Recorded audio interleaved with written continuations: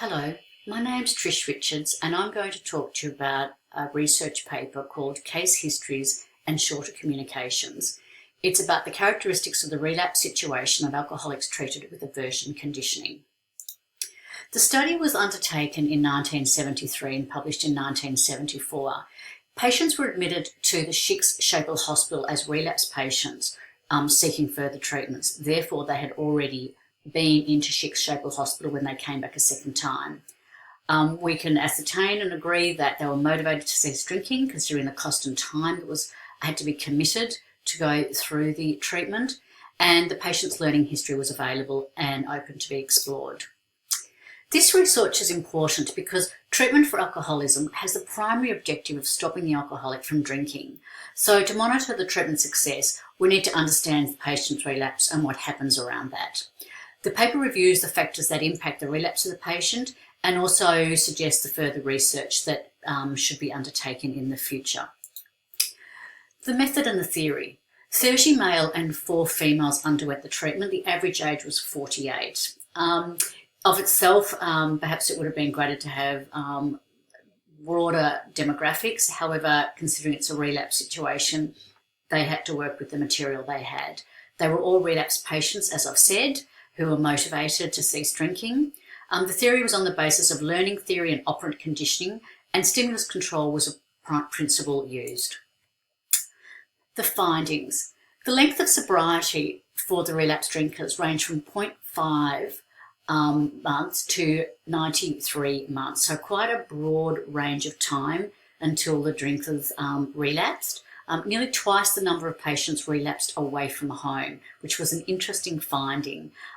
They mostly relapsed with their favourite drink, and only 5 patients reported nausea during the relapse. This, I think, was quite disappointing, because one thing we know from Martin Seligman's experience in 1970, when he got quite sick after eating some food, he could never eat that food again. So we know from his experience, one nauseating experience stopped him actually having that intake into his mouth again, and only 5 of the patients in this survey actually reported any nausea. Aversion therapy could be considered being more paired to a particular beverage was another finding. Not much success with beer apparently, so perhaps an opportunity for them to look more into that and how they pair the drinking when they're actually undergoing their treatment.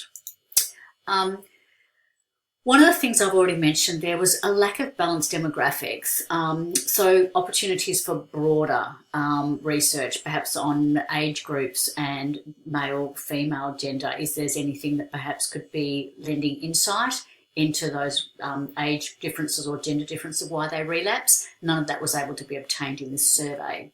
Again, lack of specific data in some instances. So 3 patients said they were scared when taking their first drink. And we don't know if they had anything else in common.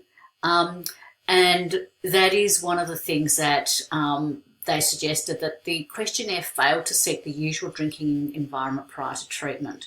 So if when the patients had first come in, they captured what their environment was when they preferred to drink, that could help when understanding relapse. So clearly one of the opportunities is to change the admission paper and details get when someone first goes in for therapy. Although the findings were that relapse episodes were over a vacation, business trip or a social event, it didn't really dig deeper into what the motive may have been, or other circumstances of stress or anxiety or other triggers. So although one of the learnings was it appears the relapse does occur in a social environment, but an unusual social environment with the same drink, there is still a lot more for us to understand around what actually creates that relapse. As stated in the research, it was a self-report situation. That leads us to believe that critical data may have been left out. So people may not realise their level of anxiety, other triggers of anger perhaps that may have been around at the time to actually self-report on. So although we know self-reporting on things like when someone does drink appears to be quite reliable, some of the nuances individuals may not know to be capturing that could have been really critical to us understanding why they relapsed. The research really leaves open the need for future research to be conducted on relapse patients. I feel it failed to give any really significant insight other than making conjecture that is an environmental factor, social environment. I don't know that it would lead somebody to be able to specifically manage their post therapy to look at what some of the indicators might be that would stop them taking that next drink. So some of the trigger points I think have not been uncovered to be that useful for people after they've finished treatment. It failed to explore further the motive and psychological state prior to the patient's relapse, as I've said, and also didn't really look at maybe what might have been the prime reason for them actually drinking in the first place. The research only looked at relapse patients as they presented back for further treatment. Therefore, its results can only be considered for those alcoholics who really are dedicated to seek treatment. So what we don't know is about relapsed people who don't come back in for another treatment. There could be differences there, but an opportunity for us to understand.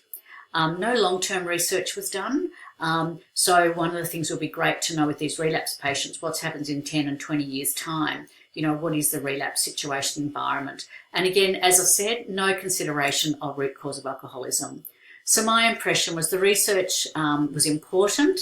A lot more information could have been gathered, and therefore more research really does need to be undertaken in order for us to really understand what happens when a patient after therapy relapses and how we can help them manage that. And at the end, here's my bibliography, and thank you for listening.